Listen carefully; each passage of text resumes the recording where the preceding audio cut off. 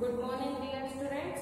In our yesterday class, we discussed about the Northern Plains lesson introduction and the Saltlake Basin, about Ganga Basin and about the Brahmaputra Basin.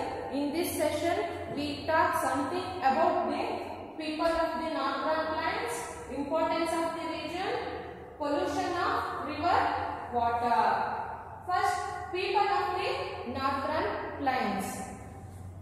People of the Northern Plains, ನೀವೆಲ್ಲ ನೋಡಿರೋ ಹಾಗೆ common ಆಗಿ ಈ ನಾವಿರ್ತಕ್ಕಂಥ region ಅಲ್ಲಿ ಯಾವ ತರ people's ಇದ್ದಾರೆ, ಯಾವ ತರ ಡ್ರೆಸ್ ಹಾಕೊಳ್ತಾರೆ, ಯಾವ ತರ ಫುಡ್ ಲೈಫ್ ಸ್ಟೈಲ್ ಇದೆ, ಯಾವ ತರ ಲೈಫ್ ಲೀಡ್ ಮಾಡ್ತಿದ್ದಾರೆ ಅನ್ನೋದು ನಿಮಗೆ ಗೊತ್ತಿದೆ.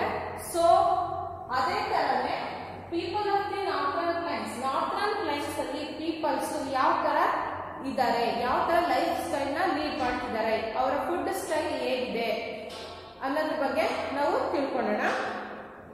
Most of people living in this area are farmers, as this soil is very fertile. Northern plains ಅಲ್ಲಿ most of our peoples occupy the agriculture because this land is very fertile. So if Northern Plains people ಈ Northern Plains region ಅಲ್ಲಿ most of ಆಲ್ಸ್ depend ಆಗಿರೋದು agriculture ಮೇಲೆ. ಯಾಕೆಂದ್ರೆ ಅಲ್ಲಿರ್ತಕ್ಕಂಥ land, ಅಲ್ಲಿರ್ತಕ್ಕಂಥ soil ತುಂಬಾ fertile ಆಗಿದೆ, ಅಂದ್ರೆ ತುಂಬಾ ಫಲವತ್ತಾಗಿದೆ, ಅಗ್ರಿಕಲ್ಚರ್ಗೆ ತುಂಬಾ ಸೂಟಬಲ್ ಆಗಿದೆ. ಸೊ ಅದಕ್ಕೆ ಅಲ್ಲಿರ್ತಕ್ಕಂಥ ಜನಗಳು ಜಾಸ್ತಿ ಅಗ್ರಿಕಲ್ಚರ್ ಮೇಲೆ ಡಿಪೆಂಡ್ ಆಗಿದ್ದಾರೆ. Because of suitable climatic conditions irrigation is possible. ಮತ್ತೆ ಅಲ್ಲಿರ್ತಕ್ಕಂಥ water throughout the year full sufficient water provide ಆಗುತ್ತೆ. ಅಂಡ್ ಕ್ಲೈಮೆಟಿಕ್ ಕಂಡೀಷನ್ಸ್, ಅಲ್ಲಿರ್ತಕ್ಕಂಥ ವಾತಾವರಣ ಕೂಡ ಅಗ್ರಿಕಲ್ಚರ್ಗೆ ತುಂಬಾ ಸೂಟಬಲ್ ಆಗಿದೆ. ಸೊ ಆದ್ರಿಂದ ಪೀಪಲ್ಸ್ ಅಗ್ರಿಕಲ್ಚರ್ ಮೇಲೆ ಜಾಸ್ತಿ ಡಿಪೆಂಡ್ ಆಗಿದ್ದಾರೆ. Some people work in sugar, cotton, jute, textile, paper, leather, fertilizer and chemical industries. ಕೆಲವೊಂದು ಜನಗಳು ಕೇವಲ ಅಗ್ರಿಕಲ್ಚರ್ ಮೇಲೆ ಅಷ್ಟೇ ಅಲ್ಲದೆ ಕೆಲವೊಂದು ವರ್ಕ್ ಮೇಲೆ ಕೂಡ ಡಿಪೆಂಡ್ ಆಗಿದ್ದಾರೆ. ಯಾವ work? Sugar, cotton, jute, textile, paper, leather, fertilizer and chemical industries. ಯಾಕೆ ಪೀಪಲ್ಸ್ ಈ ತರ ವರ್ಕ್ ಮೇಲೆ ಡಿಪೆಂಡ್ ಆಗಿದ್ದಾರೆ ಅಂದ್ರೆ, ಈ ಇಂಡಸ್ಟ್ರೀಸ್ ವರ್ಕ್ ಮಾಡಬೇಕಂದ್ರೆ one industry produce the finished goods, no, it's want some raw materials.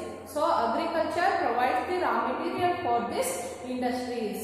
So ಅದಕ್ಕೆ ಇಲ್ಲಿ ಹೆಚ್ಚು ನಾರ್ಥರ್ನ್ ಪ್ಲೈನ್ಸ್ ಈ ರೀಜನ್ಸ್ ಅಲ್ಲಿ ಹೆಚ್ಚು ಇಂಡಸ್ಟ್ರೀಸ್ ಇದೆ. ಸೊ ಅದಕ್ಕೆ ಪೀಪಲ್ಸ್ ಕೂಡ ಜಾಸ್ತಿ ಆ ಇಂಡಸ್ಟ್ರೀಸ್ ವರ್ಕ್ ಅಲ್ಲಿ ವರ್ಕ್ ಮಾಡ್ತಾರೆ. ಅಂದ್ರೆ ಈ ಸಕ್ಕರೆ ಕಾರ್ಖಾನೆಗಳಿರ್ಬೋದು, ಕಾಟನ್ ಮಿಲ್ಸ್ ಗಳಿರ್ಬೋದು, ಈ ಸೆಣಬು ಇಂದ ಹಗ್ಗ ಅದನ್ನೆಲ್ಲ ಈ ಗೋಣಿ ಚೀಲ ಅಂದ್ರೆ ಜೂಟ್ ಬ್ಯಾಗ್ಸ್ ಈ ತರ ಎಲ್ಲ ಪ್ರಿಪೇರ್ ಮಾಡ್ತಾರಲ್ಲ.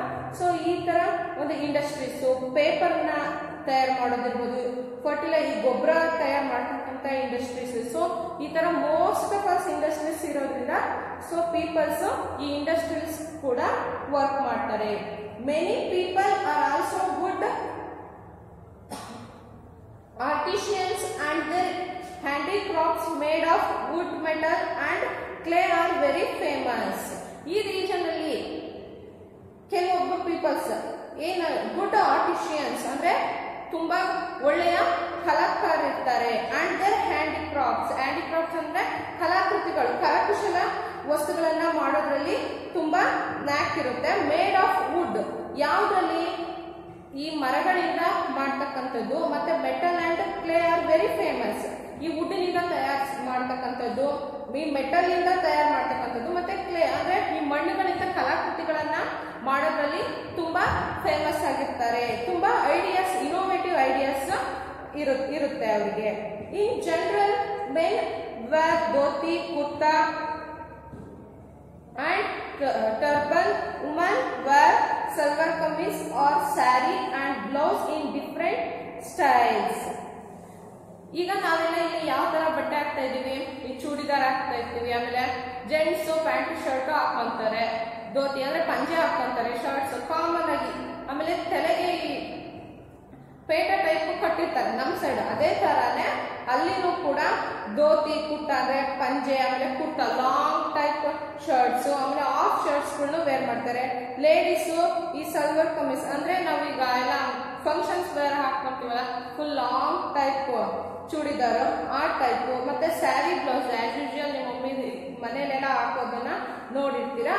ಅಂದ್ರೆ ಅದು ಒಂದೇ ತರ ಇರಲ್ಲ, ನಾವು ವೇರ್ ಮಾಡೋದಕ್ಕೂ ಅವ್ರು ವೇರ್ ಮಾಡೋದಕ್ಕೂ ತುಂಬಾ ಡಿಫ್ರೆಂಟ್ ಆಗಿರುತ್ತೆ. ಅಂದ್ರೆ ಡಿಫ್ರೆಂಟ್ ಸ್ಟೈಲ್ ಅಲ್ಲಿ ವೇರ್ ಮಾಡ್ತಾರೆ.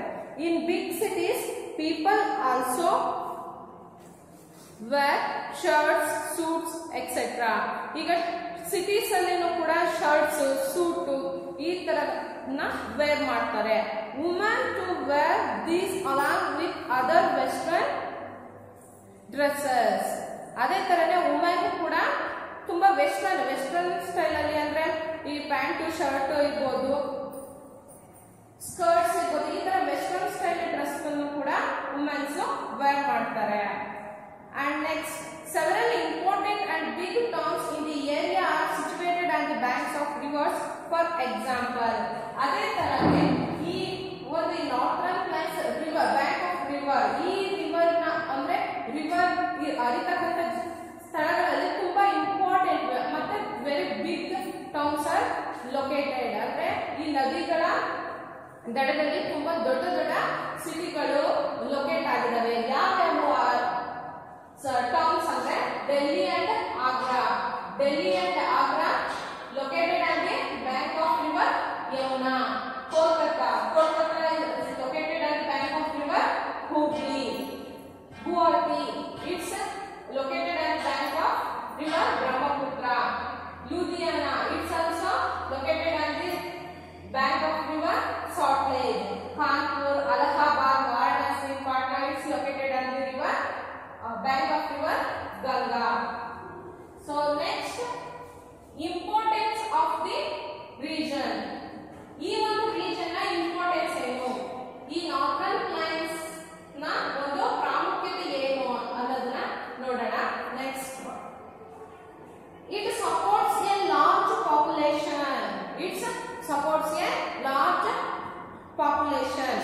ಈ ನಾರ್ಥರ್ನ್ ಪ್ಲೇನ್ಸ್ ತುಂಬಾ ಹೆಚ್ಚು ಜನ, it's a wide vast land. So ಅಂದ್ರೆ ತುಂಬಾ ವಿಶಾಲವಾಗಿರೋದ್ರಿಂದ ಎಷ್ಟು ಜನ ಬೇಕಾದ್ರೂ ಅಲ್ಲಿ ವಾಸ ಮಾಡಬಹುದು. So it's supports a large population. Next, major rivers and their tributaries are useful for irrigation, hydro electric power generation, finishing and inland navigation.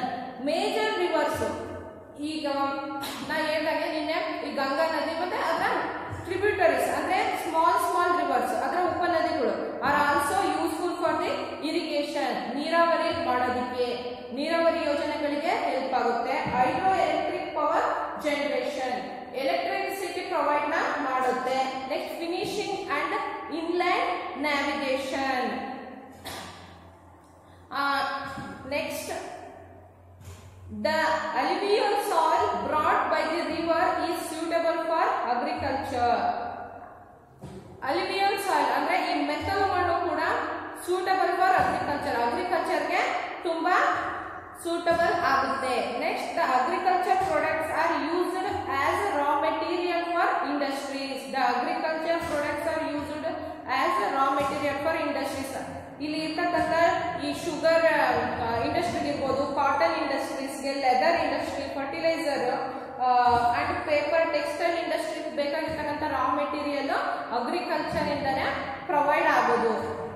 And fishing ಇಲ್ಲಿ ಅತಿ ಹೆಚ್ಚು ರಿವರ್ಸ್ ಮತ್ತೆ ಅದರ ಟ್ರಿಬ್ಯೂಟರೀಸ್ ಇರೋದ್ರಿಂದ ಫಿಶಿಂಗ್ ಅಂದ್ರೆ ಈ ಮೀನು ಸಾಕಾಣಿಕೆ ಇರ್ಬೋದು, ಮೀನುಗಳನ್ನ ಹಿಡಿದು ಮಾರಾಟ ಮಾಡ್ತಕ್ಕಂಥ ಬಿಸ್ನೆಸ್ ಮಾಡೋದಕ್ಕೂ ಕೂಡ ತುಂಬಾ ಸೂಟಬಲ್ ಆಗಿದೆ. Next, the flat land helps in laying of roads and railways without any difficulty. The flat land, ಈ ಲ್ಯಾಂಡ್ ಈ ನಾರ್ಥರ್ನ್ ಪ್ಲೇನ್ಸ್ ರೀಜನ್ ತುಂಬಾ ಫ್ಲಾಟ್ ಆಗಿ, ವೈಡ್ ಆಗಿ, ವಾಸ್ಟ್ ಆಗಿ ಇರೋದ್ರಿಂದ it's help to make roads and railways without any difficulties. ಯಾವುದೇ ಅಡೆತಡೆಗಳಿದೆ, ಕಷ್ಟ ಇದೆ, ತುಂಬಾ ಸುಲಭವಾಗಿ ರೈಲ್ವೆ ಟ್ರ್ಯಾಕ್ಸ್ ನ ಮಾಡೋದಕ್ಕಿರ್ಬೋದು, ರೋಡ್ ನ ಮಾಡೋದಕ್ಕೆ ತುಂಬಾ ಯೂಸ್ಫುಲ್ ಆಗುತ್ತೆ. ನೆಕ್ಸ್ಟ್, ಪಾಪ್ಯುಲೇಷನ್ ಆಫ್ ರಿವರ್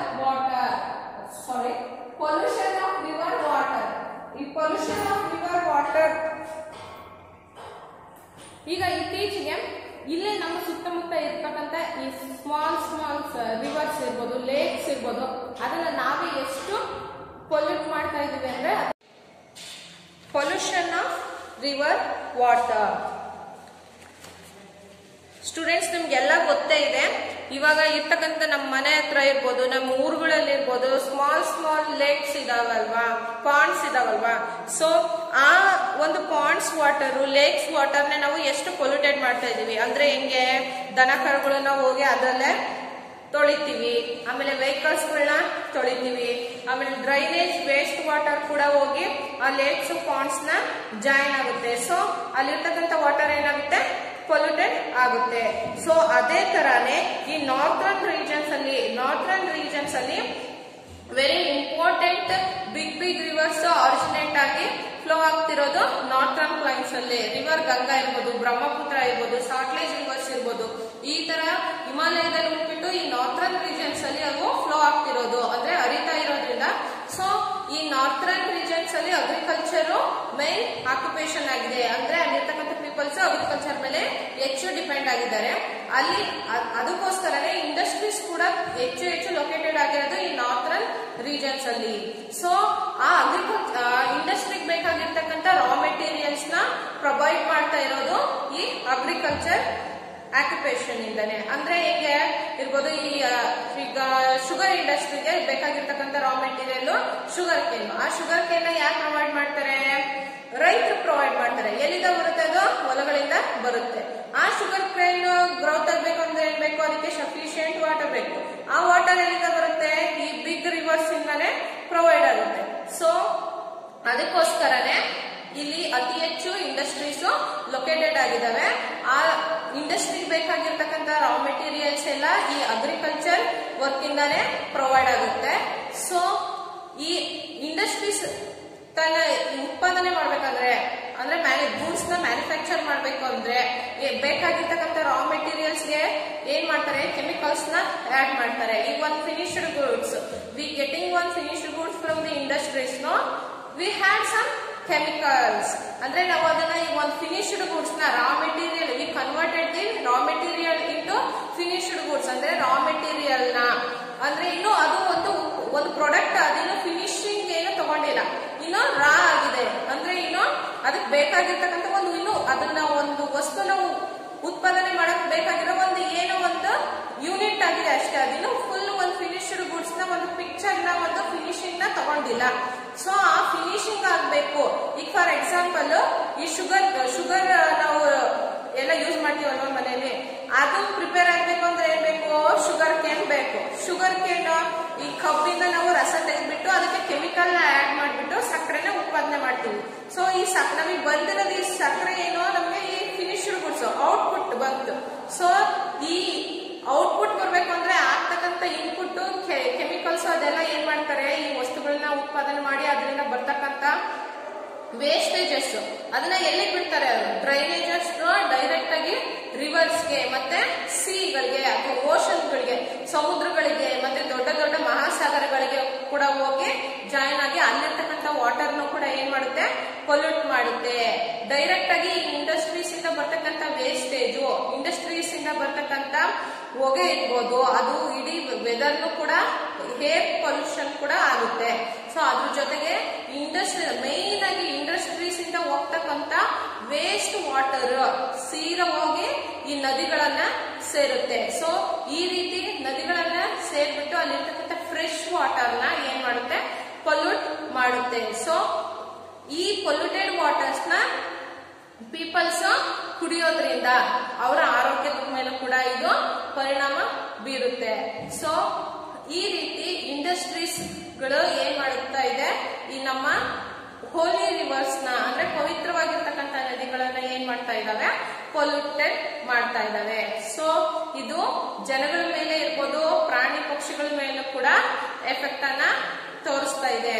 ಆ ವಿಷಕಾರಿ ನೀರನ್ನ ನಾವು ಮನುಷ್ಯರು ಕುಡಿಯೋದ್ರಿಂದ ಇರ್ಬೋದು, ಪ್ರಾಣಿ ಪಕ್ಷಿಗಳು ಕುಡಿಯೋದ್ರಿಂದ ಏನಾಗುತ್ತೆ, ಅನೇಕ ರೋಗ ರುಜಿನಗಳು ಬರ್ತವೆ, ಮತ್ತೆ ಕೆಲವೊಂದ್ಸರಿ ಪ್ರಾಣ ಹಾನಿ ಕೂಡ ಆಗುತ್ತೆ. ಸೊ ಅದಕ್ಕೆ ನಾವ್ ಏನ್ ಮಾಡ್ಬೇಕು, ಆದಷ್ಟು ಸ್ವಚ್ಛತೆಯನ್ನ ಕಾಪಾಡಬೇಕು. ಈ ವಿಷಕಾರಿ ನೀರನ್ನ ಇರ್ಬೋದು, ಈ ವೇಸ್ಟ್ ಪೊಲ್ಯೂಟೆಡ್ ವಾಟರ್ ನ ಇಂಡಸ್ಟ್ರೀಸ್ ಇಂದ ಇಂದ ಡೈರೆಕ್ಟ್ ಆಗಿ ರಿವರ್ಸ್ ಗೆ ಜಾಯಿನ್ ಆಗೋದನ್ನ ನಾವೇನ್ ಮಾಡ್ಬೇಕು, ತಪ್ಪಿಸ್ಬೇಕು. ಅದಕ್ಕೆ ದೊಡ್ಡ ದೊಡ್ಡ ಅಂಡರ್ ಡ್ರೈನೇಜ್ ಫೆಸಿಲಿಟಿನ ಮಾಡ್ಕೊಂಡ್ಬಿಟ್ಟು ಸಪರೇಷನ್ ನ ಮಾಡ್ಕೊಳ್ಳೋದ್ರಿಂದ ವಾಟರ್ ಪೊಲ್ಯೂಷನ್ ಆಗೋದಿಲ್ಲ. So the northern fertile plain of our country is a gift of nature. ಈ ನಾರ್ದರ್ನ್ ಫರ್ಟೈಲ್ ಪ್ಲೈನ್ ಅಂದ್ರೆ ಈ ಉತ್ತರ ಭಾಗದಲ್ಲಿ ಇರ್ತಕ್ಕಂಥ ಸಮತಟ್ಟಾದ ಫಲವತ್ತಾದ ಭೂಮಿ ಒಂದು ನಮ್ಮ ದೇಶಕ್ಕೆ ಒಂದು ಗಿಫ್ಟ್ ಇದ್ದಾಗೆ, ಅಂದ್ರೆ ನೇಚರ್ ಗಿಫ್ಟ್. ಇದನ್ನ ಯಾರು ಈಗ ತುಂಬಾ ಫರ್ಟೈಲ್ ಲ್ಯಾಂಡ್ ಯಾರಾದ್ರೂ ಮನುಷ್ಯರ ಕೈಲಿ ಗಿಫ್ಟ್ ಮಾಡಕ್ ಆಗೋದಿಲ್ಲ. It's a nature god gift. So it is our responsibility to prevent population away from the heavily polluted cities. It is our responsibility. ಇದು ನಮ್ಮ ಒಂದು ಹೊಣೆಗಾರಿಕೆ. ಏನು ಪೊಲ್ಯೂಷನ್ ಆಗೋದನ್ನ ತಡೆಯೋದು ಇದು ನಮ್ಮ ಒಂದು ಹೊಣೆಗಾರಿಕೆ. And waste from industries fall into the river and pollute the water. Waste from industries, ಈ ಇಂಡಸ್ಟ್ರೀಸ್ ಇಂದ ಬರ್ತಕ್ಕಂಥ water river and pollute the water. ಈ ಇಂಡಸ್ಟ್ರೀಸ್ ಇಂದ ಬರ್ತಕ್ಕಂತ ವೇಸ್ಟ್ ವಾಟರ್ ಏನ್ ಮಾಡುತ್ತೆ, ಡೈರೆಕ್ಟ್ ಆಗಿ it's fall into the river. Direct ಆಗಿ ನದಿಗಳನ್ನ ಸೇರ್ಬಿಟ್ಟು ಅಲ್ಲಿರ್ತಕ್ಕಂಥ ವಾಟರ್ ನ ಪೊಲ್ಯೂಟ್ ಮಾಡ್ತಾ ಇದೆ. This makes the water of the river unfit for drinking and other purposes. ಈ ನೀರು ಕುಡಿಯೋದಕ್ಕೆ ಇರ್ಬೋದು, ಏನಾದ್ರೂ ನಮ್ಮ ಅಗ್ರಿಕಲ್ಚರ್ ವರ್ಕಿಗೆ ಇರ್ಬೋದು ಯೂಸ್ ಮಾಡೋದಕ್ಕೆ ಇದು ಒಂದು ಅನ್ಫಿಟ್, ಅಂದ್ರೆ ಯಾವುದಕ್ಕೂ ಕೂಡ ಯೋಗ್ಯ ಅಲ್ಲದೆ ಇರ್ತಕ್ಕಂತ ಒಂದು ನೀರಾಗ್ಬಿಡುತ್ತೆ. ಸೊ ಇದನ್ನ ತಪ್ಪಿಸೋದಿಕ್ಕೆ government has made plans such a the Ganga action plan. ನೋಡಿ, ಈ ತರ ಪೊಲ್ಯೂಷನ್ ನ ಪ್ರಿವೆಂಟ್ ಮಾಡೋದಕ್ಕೆ ಗವರ್ಮೆಂಟ್ ಒಂದು ಆಕ್ಷನ್ ತಗೊಂಡಿದೆ, such the Ganga action plan. ಈ ಗಂಗಾ ನದಿ ಅತಿ ಹೆಚ್ಚು ಪೊಲ್ಯೂಟೆಡ್ ಆಗ್ತಾ ಇರ್ತಕ್ಕಂಥದ್ದು ಗಂಗಾ ನದಿ. ಸೊ ಇದನ್ನ ತಪ್ಪಿಸೋದಕ್ಕೆ Ganga action plan to clean the rivers, ಈ ನದಿಗಳನ್ನ ಸ್ವಚ್ಛ ಮಾಡ್ತಕ್ಕಂತ ಒಂದು ಯೋಜನೆನ ಈ ಗವರ್ಮೆಂಟ್ ಪ್ಲಾನ್ ಮಾಡಿದೆ. So however such an effort cannot succeed until we all understand our responsibility towards the environment. However, such an effort cannot succeed until we all understand our responsibility towards the environment. ನೋಡಿ, government ಇರ್ಬೋದು, ಇನ್ನೊಂದಿರ್ಬೋದು, ಮತ್ತೊಂದಿರ್ಬೋದು, ಏನೇ ಒಂದು action ತಗೊಂಡ್ರು ಕೂಡ ನಾವು ಸ್ವಂತವಾಗಿ ನಮ್ಮ ರೆಸ್ಪಾನ್ಸಿಬಿಲಿಟಿನ understand ಮಾಡ್ಕೊಂಡು ನಾವು ಎಲ್ಲಿವರೆಗೂ ಅದನ್ನ ಇಂಪ್ಲಿಮೆಂಟ್ ಮಾಡ್ಕೊಳ್ಳೋದಿಲ್ವೋ ಅಲ್ಲಿವರೆಗೂ ಯಾವ ರೂಲ್ಸ್ ರೆಗ್ಯುಲೇಷನ್ಸ್ ಕೂಡ ಏನು ಮಾಡಕ್ಕಾಗೋದಿಲ್ಲ. ಈ ಗವರ್ಮೆಂಟ್ ಏನು ದ ಗಂಗಾ ಆಕ್ಷನ್ ಪ್ಲಾನ್ ನ ಇಂಪ್ಲಿಮೆಂಟ್ ಮಾಡಿದ್ರು ಕೂಡ ಜನಗಳು ಅವರ ರೆಸ್ಪಾನ್ಸಿಬಿಲಿಟಿನ ಅರ್ಥ ಮಾಡ್ಕೊಂಡು ಈ ಪೊಲ್ಯೂಷನ್ ನ ಪ್ರಿವೆಂಟ್ ಮಾಡಿಲ್ಲ. So the efforts of the government it's cannot getting succeed. ಅಂದ್ರೆ ಇದು ಯಾವುದೇ ಕಾರಣಕ್ಕೂ ಸಕ್ಸಸ್ ಅನ್ನ ಕಾಣೋದಿಲ್ಲ, ಅಂದ್ರೆ ಗೆಲುವನ್ನ ನೋಡೋದಿಲ್ಲ. ಯಾಕೆಂದ್ರೆ people cannot understand our responsibility towards the environment. ಈ ಪ್ರಕೃತಿಯ ಒಂದು ರೆಸ್ಪಾನ್ಸಿಬಿಲಿಟಿ, ಪ್ರಕೃತಿಯ ಬಗ್ಗೆ ನಮ್ಮ ಒಂದು ರೆಸ್ಪಾನ್ಸಿಬಿಲಿಟಿ ಏನು ಅನ್ನೋದನ್ನ ನಾವು ಪೀಪಲ್ಸ್ ಎಲ್ಲಿವರೆಗೂ ಅರ್ಥ ಮಾಡ್ಕೊಳ್ಳೋದಿಲ್ವೋ ಅಲ್ಲಿವರೆಗೂ ಕೂಡ ಯಾವುದೇ ಒಂದು ಗವರ್ಮೆಂಟ್ ಪ್ಲಾನ್ ಇರ್ಬೋದು, ಇನ್ನೊಂದು ಒಳ್ಳೆಯ ಉದ್ದೇಶಗಳು ಯಾವುದು ಕೂಡ ಈಡೇರಲ್ಲ. ಸೊ ಮಕ್ಕಳ, ನೀವಾದ್ರೂ ಈ ವಾಟರ್ ಪೊಲ್ಯೂಷನ್ ಮಾಡೋದಿರ್ಬೋದು, ಏರ್ ಪೊಲ್ಯೂಷನ್ ಮಾಡೋದಿರ್ಬೋದು, ಟೋಟಲ್ ಆಗಿ ಪೊಲ್ಯೂಷನ್ ನ ಪ್ರಿವೆಂಟ್ ಮಾಡೋರ ಆಗ್ಬೇಕು. ನೀವು ಯಾವುದೇ ಕಾರಣಕ್ಕೂ ಈಗ ಸ್ಕೂಲಿಂದ ಮನೆಗೆ ಹೋಗ್ತಾ ಇರ್ತೀರಾ, ರೋಡ್ ಸೈಡ್ ಏನೋ ತಿಂಡಿ ತಗೊಂಡು ತಿಂತೀರಾ, ತಿಂದು ಪ್ಲಾಸ್ಟಿಕ್ ಕವರ್ನ ಅಲ್ಲೇ ಬಿಸಾಕ್ ಹೋಗ್ತೀರಾ. ಅದೇನಾಗುತ್ತೆ ಅಲ್ಲಿರ್ತಕ್ಕಂಥ ಸಾಯಿಲ್ ಇರ್ಬೋದು, ಅಲ್ಲಿರ್ತಕ್ಕಂಥ ವಾತಾವರಣನ ಅದು ಪೊಲ್ಯೂಟ್ ಮಾಡುತ್ತೆ. ನಿಮ್ ತರನೇ ಎಷ್ಟೊಂದು ಜನ ತಿಂದು ಆ ತರ ಹಾಕಿದ್ರೆ ಏನಾಗುತ್ತೆ, ಕವರ್ಸ್ ಪ್ಲಾಸ್ಟಿಕ್ ಅಲ್ಲೇ ಬಿಡುತ್ತೆ. ಪ್ಲಾಸ್ಟಿಕ್ ಕರಗುತ್ತಾ? ಇಲ್ಲ ಅಲ್ವಾ? ನಾವು ಅದನ್ನ ಸುಡ್ಬೇಕು. ಮತ್ತೆ ಎಲ್ಲದನ್ನು ತಗೊಂಡ್ಬಿಟ್ಟು ಸುಟ್ಟಾಗ ಏನ್ ಮಾಡುತ್ತೆ, ಅದರಿಂದ ಸ್ಮೋಕ್ ಬರುತ್ತೆ. ಆ ಹೊಗೆ ಯಾವ್ದ್ರ ಜೊತೆ ಜಾಯಿನ್ ಆಗುತ್ತೆ, ಈ ಹೇರ್ ಜೊತೆ ಜಾಯಿನ್ ಆಗುತ್ತೆ. ಆ ಹೇರ್ ಜೊತೆ ಮಿಕ್ಸ್ ಅಪ್ ಆಗ್ಬಿಟ್ಟು ಅದೇ ವಿಷ ಗಾಳಿನ ನಾವು ಸೇವಿಸ್ತೀವಿ. ಅದು ಕೂಡ ಏನಾಗುತ್ತೆ, ಅದು ನಮ್ಮ ಆರೋಗ್ಯದ ಮೇಲೆ ಪರಿಣಾಮ ಬೀರುತ್ತೆ. ಸೊ ಏರ್ ಪೊಲ್ಯೂಷನ್ ಆಯ್ತು, ಸಾಯಿಲ್ ಪೊಲ್ಯೂಷನ್ ಆಯ್ತು ಅಲ್ವಾ? ಸೊ ಅದಕ್ಕೆ ನಾವು ಆದಷ್ಟು ಯಾವುದೇ ಕಾರಣಕ್ಕೂ ನಮ್ಮ ಎನ್ವಿರಾನ್ಮೆಂಟ್ ನ ಪೊಲ್ಯೂಷನ್ ನ ಮಾಡಬಾರ್ದು. ನಾವು ಇದನ್ನ ಪ್ರಿವೆಂಟ್ ಮಾಡಬೇಕು. ತಿನ್ಬಿಟ್ಟು ಅದನ್ನ ಡಸ್ಟ್ಬಿನ್ಗೆ ಹೋಗಿ ಹಾಕ್ಬೇಕು ಅಲ್ವಾ. ಆಮೇಲೆ ಆ ಗಾಳಿ ಈ ಊರಲ್ಲಿ ಜನಗಳು ಇದ್ದ ಮಧ್ಯದಲ್ಲಿ ಅದನ್ನೆಲ್ಲ ಬಂದ್ ಮಾಡಕ್ ಬದಲು ಎಲ್ಲ ದೂರ ತಗೊಂಡೋಗ್ಬಿಟ್ಟು ಬಂದ್ ಮಾಡ್ಬೇಕು. ಆಮೇಲೆ ಈ ಪ್ರಾಣಿಗಳು ಸತ್ತಾಗ ಅದನ್ನ ನೀರಿಗೆ ಎಸೆಯೋದಿರ್ಬೋದು, ಆಮೇಲೆ ದನ ಕರುಗಳನ್ನ ನೀರಲ್ಲಿ ತೊಳೆಯೋದಿರ್ಬೋದು, ಈ ತರ ಮಾಡಬಾರ್ದು. ಇದನ್ನೆಲ್ಲ ಯಾವ್ಯಾವ್ದ ಸ್ಥಳದಲ್ಲಿ ಮಾಡ್ಬೇಕು ಅಲ್ಲಿ ಮಾಡ್ಬೇಕು. ಕುಡಿಯೋದಿಕ್ಕೆ ಯೋಗ್ಯವಾಗಿರ್ತಕ್ಕಂಥದ್ದು, ನಾವು ಯೂಸ್ ಮಾಡೋದಿಕ್ಕೆ ಯೋಗ್ಯವಾಗಿರ್ತಕ್ಕಂಥ ವಾಟರ್ನ ನಾವು ಅತಿ ಹೆಚ್ಚು ಒಂದು ಮನೆಯಲ್ಲಿ ನಾವು ಒಂದು ಮಗುನ ಹೇಗೆ ಪ್ರೊಟೆಕ್ಟ್ ಮಾಡ್ತಾ ಬೆಳೆಸ್ತೀವೋ ಅದೇ ತರನೇ ಈ ನದಿಗಳ ನೀರು ಇರ್ಬೋದು, ಸಣ್ಣ ಸಣ್ಣ ಜರಿಗಳು ಇರ್ಬೋದು, ಇವೆಲ್ಲವೂ ಕೂಡ ಪ್ರೊಟೆಕ್ಟ್ ಮಾಡಿ ನಮಗೆ ಹೇಗ್ ಬೇಕೋ ಹಾಗೆ ನೀಟಾಗಿ ಅದನ್ನ ಕ್ಲೀನ್ ಆಗಿ ಇಟ್ಕೋಬೇಕು. ಅವಾಗ ನಮ್ಮ ಪ್ರಕೃತಿನೂ ಕೂಡ ಚೆನ್ನಾಗಿರುತ್ತೆ, ನಾವು ಕೂಡ ಚೆನ್ನಾಗಿರ್ತೀವಿ. ಸ್ಟೂಡೆಂಟ್ಸ್, ನಿಮಗೆ ಈ ಲೆಸನ್ ಅರ್ಥ ಆಯ್ತು ಅಂತ ಅನ್ಕೊಂತೀನಿ. Thank you. Good morning dear students. In our yesterday class we discussed about the Natran Plains lesson introduction and the Saltlake Basin, about Ganga Basin and about the Brahmaputra Basin.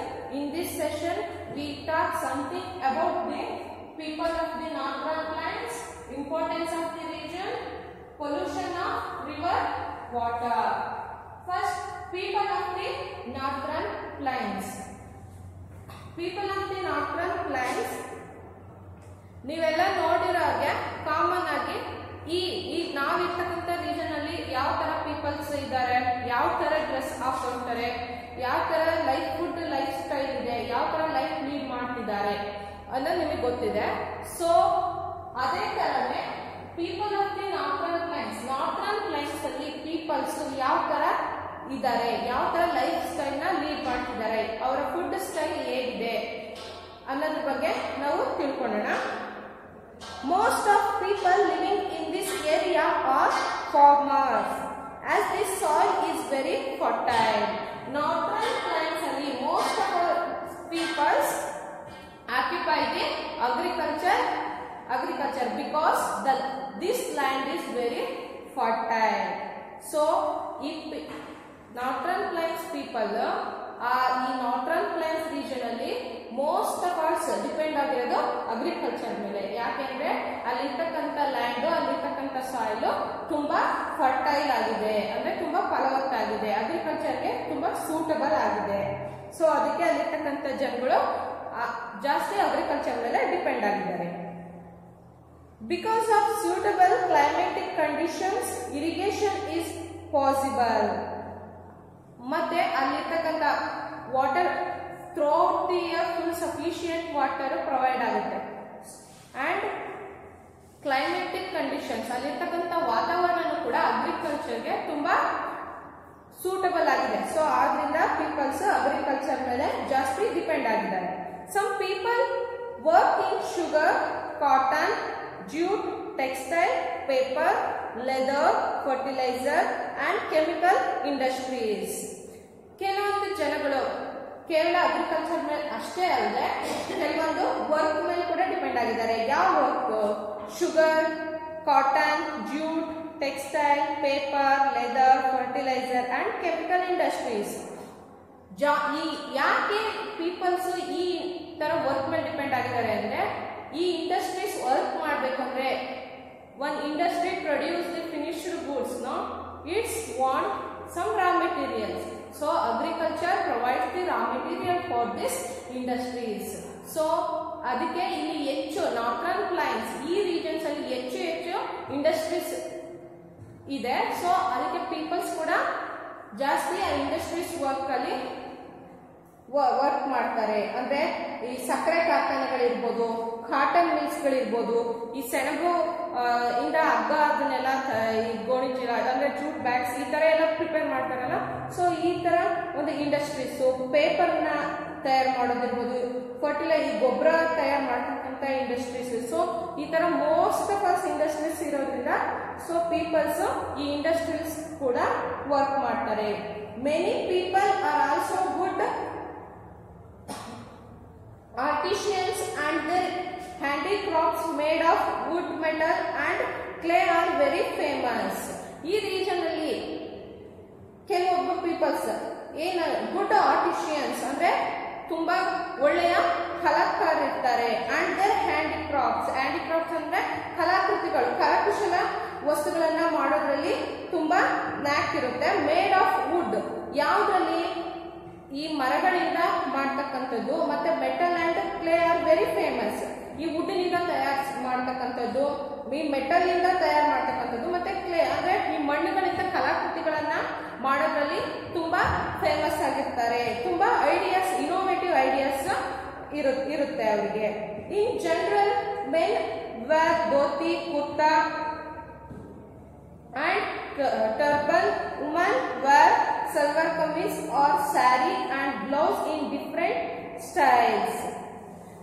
ಈಗ ನಾವೆಲ್ಲ ಇಲ್ಲಿ ಯಾವ ತರ ಬಟ್ಟೆ ಹಾಕ್ತಾ ಇದೀವಿ, ಈ ಚೂಡಿದಾರ್ ಹಾಕ್ತಾ ಇರ್ತೀವಿ, ಆಮೇಲೆ ಜೆಂಟ್ಸ್ ಪ್ಯಾಂಟ್ ಶರ್ಟ್ ಹಾಕೊಂತಾರೆ, ಧೋತಿ ಅಂದ್ರೆ ಪಂಜೆ ಹಾಕೊಂತಾರೆ, ಶರ್ಟ್ಸ್ ಕಾಮನ್ ಆಗಿ, ಆಮೇಲೆ ತಲೆಗೆ ಪೇಟ ಟೈಪ್ ಕಟ್ಟಿರ್ತಾರೆ ನಮ್ ಸೈಡ್. ಅದೇ ತರಾನೇ ಅಲ್ಲಿನೂ ಕೂಡ ಧೋತಿ, ಕುರ್ತ ಅಂದ್ರೆ ಪಂಜೆ, ಆಮೇಲೆ ಕುರ್ತ ಲಾಂಗ್ ಟೈಪ್ ಶರ್ಟ್ಸ್, ಆಮೇಲೆ ಆಫ್ ಶರ್ಟ್ಸ್ ಗಳನ್ನು ವೇರ್ ಮಾಡ್ತಾರೆ.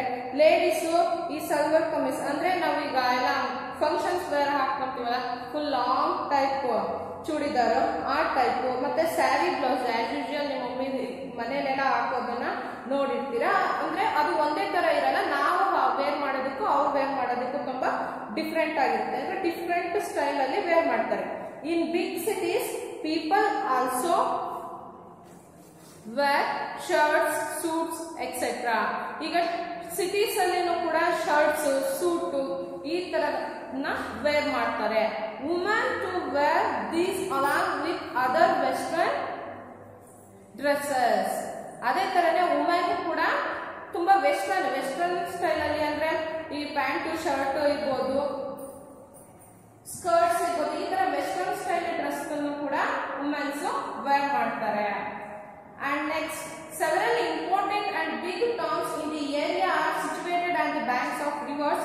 For example, ಅದೇ ತರನೇ ಈ ಒಂದು northern place river, bank of river, ಈ ರಿವರ್ ನ ಅಂದ್ರೆ ರಿವರ್ ಹರಿತಕ್ಕಂಥ ಸ್ಥಳಗಳಲ್ಲಿ ತುಂಬಾ ಇಂಪಾರ್ಟೆಂಟ್ ಮತ್ತೆ very big towns are located. ಅಂದ್ರೆ ಈ ನದಿಗಳ ದಡದಲ್ಲಿ ತುಂಬಾ ದೊಡ್ಡ ದೊಡ್ಡ ಸಿಟಿಗಳು ಲೊಕೇಟ್ ಆಗಿದ್ದಾವೆ. ಯಾವ್ಯಾವ ಟೌನ್ಸ್ ಅಂದ್ರೆ Delhi and Agra.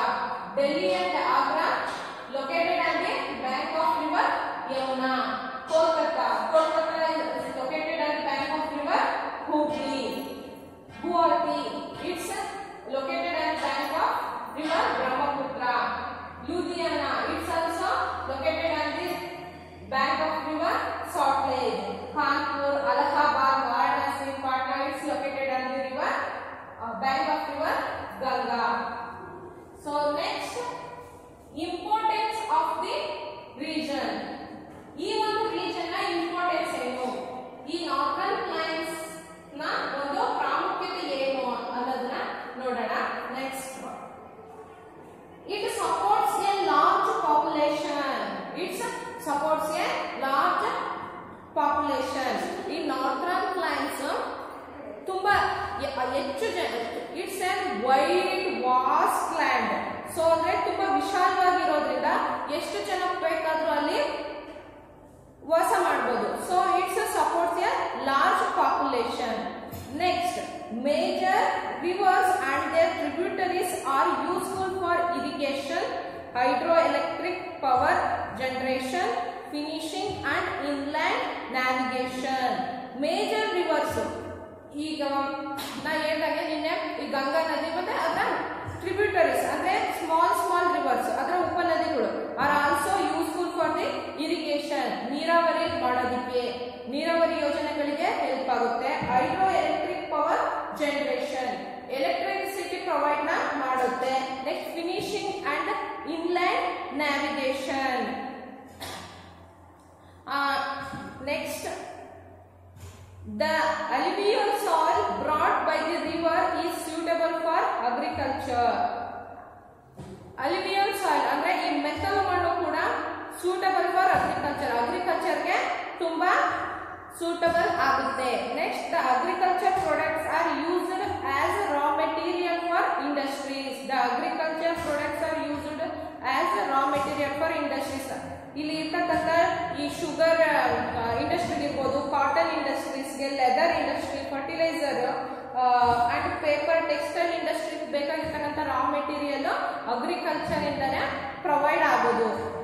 And fishing ಇಲ್ಲಿ ಅತಿ ಹೆಚ್ಚು ರಿವರ್ಸ್ ಮತ್ತೆ ಅದರ ಟ್ರಿಬ್ಯೂಟರೀಸ್ ಇರೋದ್ರಿಂದ ಫಿಶಿಂಗ್ ಅಂದ್ರೆ ಈ ಮೀನು ಸಾಕಾಣಿಕೆ ಇರ್ಬೋದು, ಮೀನುಗಳನ್ನ ಹಿಡಿದು ಮಾರಾಟ ಮಾಡತಕ್ಕಂಥ ಬಿಸ್ನೆಸ್ ಮಾಡೋದಕ್ಕೂ ಕೂಡ ತುಂಬಾ ಸೂಟಬಲ್ ಆಗಿದೆ.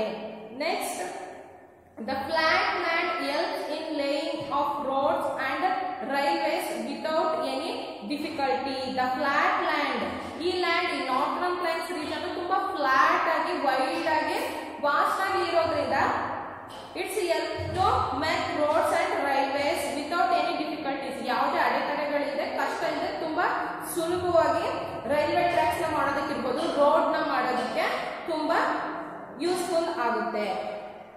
Next, pollution of river water. ಈ pollution of river water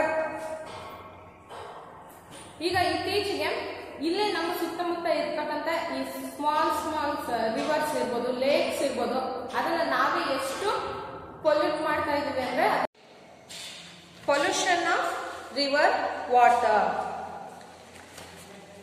students, ನಿಮ್ಗೆಲ್ಲ ಗೊತ್ತೇ ಇದೆ, ಇವಾಗ ಇರ್ತಕ್ಕಂಥ ನಮ್ಮ ಮನೆ ಹತ್ರ ಇರ್ಬೋದು, ನಮ್ಮ ಊರುಗಳಲ್ಲಿ ಇರ್ಬೋದು, ಸ್ಮಾಲ್ ಲೇಕ್ಸ್ ಇದಾವಲ್ವಾ, ಪಾಂಡ್ಸ್ ಇದಾವಲ್ವಾ.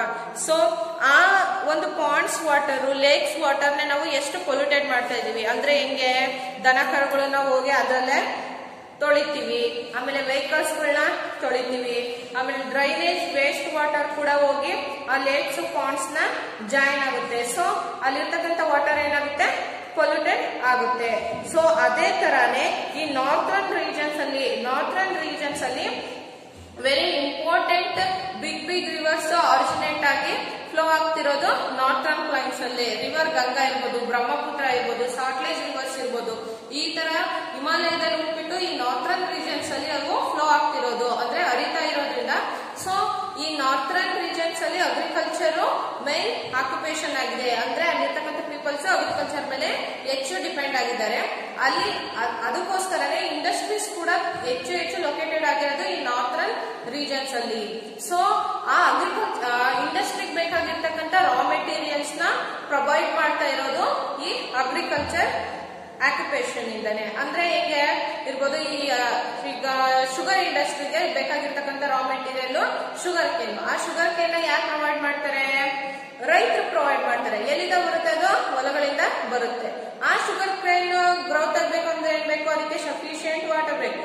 ಆ ವಾಟರ್ ಎಲ್ಲಿಂದ ಬರುತ್ತೆ, ಈ ಬಿಗ್ ರಿವರ್ಸ್ ಇಂದಾನೆ ಪ್ರೊವೈಡ್ ಆಗುತ್ತೆ. ಸೊ ಅದಕ್ಕೋಸ್ಕರನೇ ಇಲ್ಲಿ ಅತಿ ಹೆಚ್ಚು ಇಂಡಸ್ಟ್ರೀಸ್ ಲೊಕೇಟೆಡ್ ಆಗಿದ್ದಾವೆ. ಆ ಇಂಡಸ್ಟ್ರಿಗೆ ಬೇಕಾಗಿರ್ತಕ್ಕಂಥ ರಾ ಮೆಟೀರಿಯಲ್ಸ್ ಎಲ್ಲ ಈ ಅಗ್ರಿಕಲ್ಚರ್ ವರ್ಕ್ ಇಂದಾನೆ ಪ್ರೊವೈಡ್ ಆಗುತ್ತೆ. ಸೊ ಈ ಇಂಡಸ್ಟ್ರೀಸ್ ತನ್ನ ಉತ್ಪಾದನೆ ಮಾಡ್ಬೇಕಂದ್ರೆ ಅಂದ್ರೆ ಗೂಡ್ಸ್ ನ ಮ್ಯಾನುಫ್ಯಾಕ್ಚರ್ ಮಾಡ್ಬೇಕು ಅಂದ್ರೆ ಬೇಕಾಗಿರ್ತಕ್ಕಂಥ ರಾ ಮೆಟೀರಿಯಲ್ಸ್ ಗೆ ಏನ್ ಮಾಡ್ತಾರೆ, ಕೆಮಿಕಲ್ಸ್ ನ ಆಡ್ ಮಾಡ್ತಾರೆ. ಈಗ ಒಂದು finished goods, we getting one finished goods from the industries, no we had some chemicals. ಅಂದ್ರೆ ನಾವು ಅದನ್ನ ಈ ಒಂದು ಫಿನಿಶ್ಡ್ ಗೂಡ್ಸ್ ನ raw material, we converted the raw material into finished goods. ಅಂದ್ರೆ ರಾ ಮೆಟೀರಿಯಲ್ ನ ಅಂದ್ರೆ ಇನ್ನು ಅದು ಒಂದು ಪ್ರಾಡಕ್ಟ್, ಅದಿನ್ನು ಫಿನಿಶಿಂಗ್ ಏನು ತಗೊಂಡಿಲ್ಲ, ಇನ್ನು ರಾ ಆಗಿದೆ. ಅಂದ್ರೆ ಇನ್ನು ಅದಕ್ಕೆ ಬೇಕಾಗಿರ್ತಕ್ಕಂಥ ಅದನ್ನ ಒಂದು ವಸ್ತುನ ಉತ್ಪಾದನೆ ಮಾಡಕ್ ಬೇಕಾಗಿರೋ ಒಂದು ಯೂನಿಟ್ ಆಗಿದೆ ಅಷ್ಟೇ. ಅದಿನ್ನು ಫುಲ್ ಒಂದು ಫಿನಿಶ್ಡ್ ಗೂಡ್ಸ್ ನ ಒಂದು ಪಿಕ್ಚರ್ ನ ಒಂದು ಫಿನಿಶಿಂಗ್ ನ ತಗೊಂಡಿಲ್ಲ. ಸೊ ಆ ಫಿನಿಶಿಂಗ್ ಆಗ್ಬೇಕು.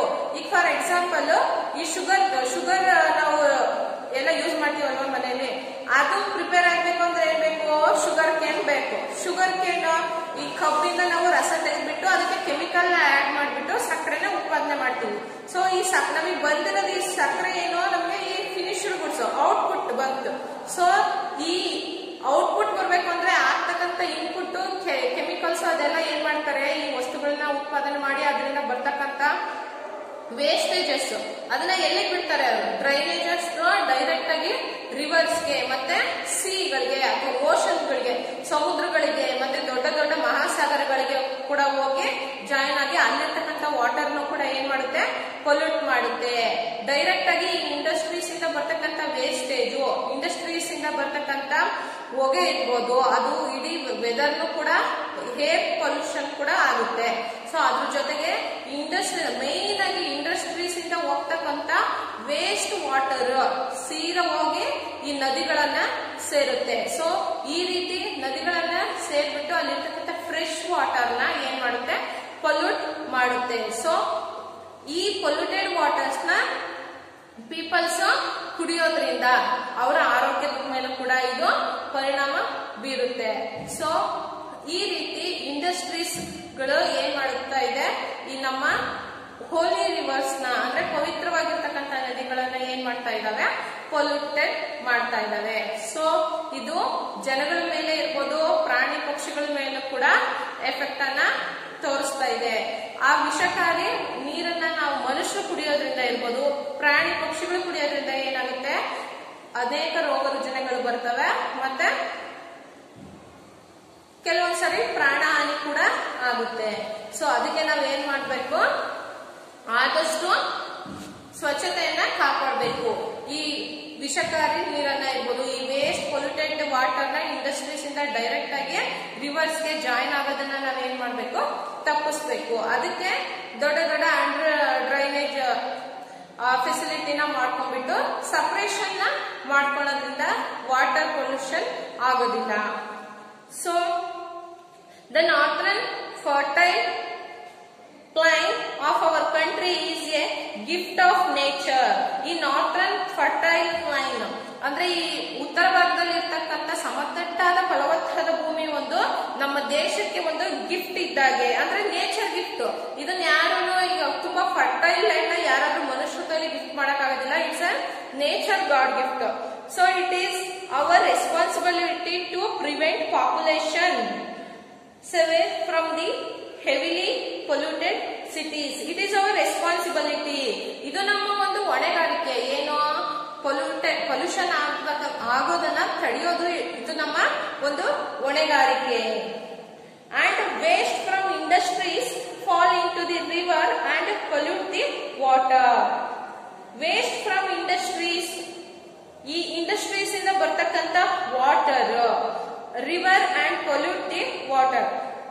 ಈ ಇಂಡಸ್ಟ್ರೀಸ್ ಇಂದ ಬರ್ತಕ್ಕಂಥ ವೇಸ್ಟ್ ವಾಟರ್ ಏನ್ ಮಾಡುತ್ತೆ? ಡೈರೆಕ್ಟ್ ಆಗಿ it's fall into the river. Direct ಆಗಿ ನದಿಗಳನ್ನ ಸೇರ್ಬಿಟ್ಟು ಅಲ್ಲಿರ್ತಕ್ಕಂಥ ವಾಟರ್ ನ ಪೊಲ್ಯೂಟ್ ಮಾಡ್ತಾ ಇದೆ. This makes the water of the river unfit for drinking and other purposes.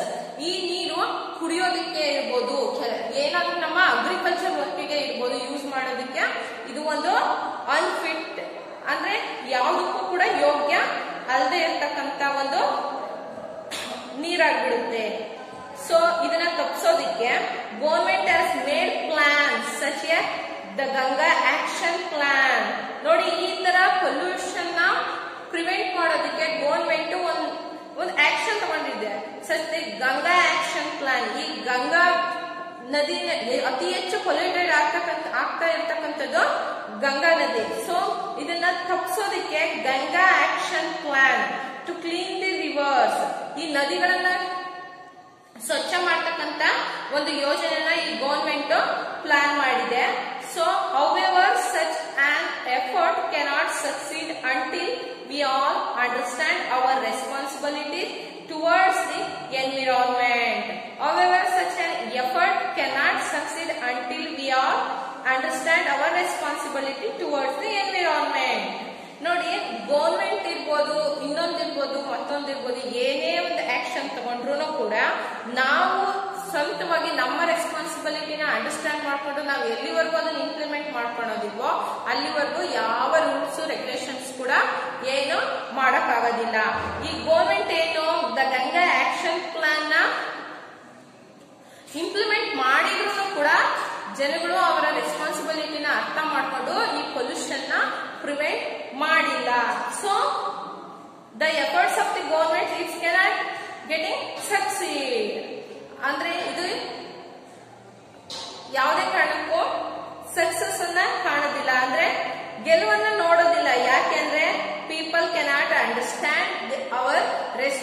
Responsibility towards the environment.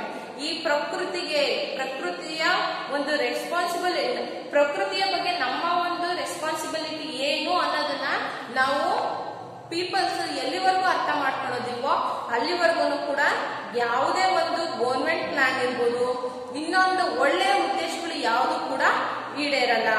So ಮಕ್ಕಳ, ನೀವಾದ್ರೂ ಈ ವಾಟರ್ ಪೊಲ್ಯೂಷನ್ ಮಾಡೋದಿರ್ಬೋದು, ಏರ್ ಪೊಲ್ಯೂಷನ್ ಮಾಡೋದಿರ್ಬೋದು, ಟೋಟಲ್ ಆಗಿ ಪೊಲ್ಯೂಷನ್ ನ ಪ್ರಿವೆಂಟ್ ಮಾಡೋರ ಆಗ್ಬೇಕು. ನೀವು ಯಾವುದೇ ಕಾರಣಕ್ಕೂ ಈಗ ಸ್ಕೂಲಿಂದ ಮನೆಗೆ ಹೋಗ್ತಾ ಇರ್ತೀರಾ, ರೋಡ್ ಸೈಡ್ ಏನೋ ತಿಂಡಿ ತಗೊಂಡು ತಿಂತೀರಾ, ತಿಂದು ಆ ಪ್ಲಾಸ್ಟಿಕ್ ಕವರ್ನ ಅಲ್ಲೇ ಬಿಸಾಕ್ ಹೋಗ್ತೀರಾ.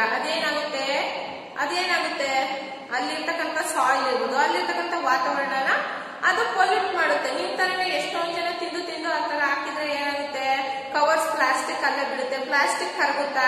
ಇಲ್ಲ ಅಲ್ವಾ? ನಾವು ಅದನ್ನ ಸುಡ್ಬೇಕು. ಮತ್ತೆ ಎಲ್ಲದನ್ನು ತಗೊಂಡ್ಬಿಟ್ಟು ಸುಟ್ಟಾಗ ಏನ್ ಮಾಡುತ್ತೆ, ಅದರಿಂದ ಸ್ಮೋಕ್ ಬರುತ್ತೆ. ಆ ಹೊಗೆ ಯಾವ್ದ್ರ ಜೊತೆ ಜಾಯಿನ್ ಆಗುತ್ತೆ, ಈ ಹೇರ್ ಜೊತೆ ಜಾಯಿನ್ ಆಗುತ್ತೆ. ಆ ಹೇರ್ ಜೊತೆ ಮಿಕ್ಸ್ ಅಪ್ ಆಗ್ಬಿಟ್ಟು ಅದೇ ವಿಷ ಗಾಳಿನ ನಾವು ಸೇವಿಸ್ತೀವಿ. ಅದು ಕೂಡ ಏನಾಗುತ್ತೆ, ಅದು ನಮ್ಮ ಆರೋಗ್ಯದ ಮೇಲೆ ಪರಿಣಾಮ ಬೀರುತ್ತೆ. ಸೊ ಏರ್ ಪೊಲ್ಯೂಷನ್ ಆಯ್ತು, ಸಾಯಿಲ್ ಪೊಲ್ಯೂಷನ್ ಆಯ್ತು ಅಲ್ವಾ?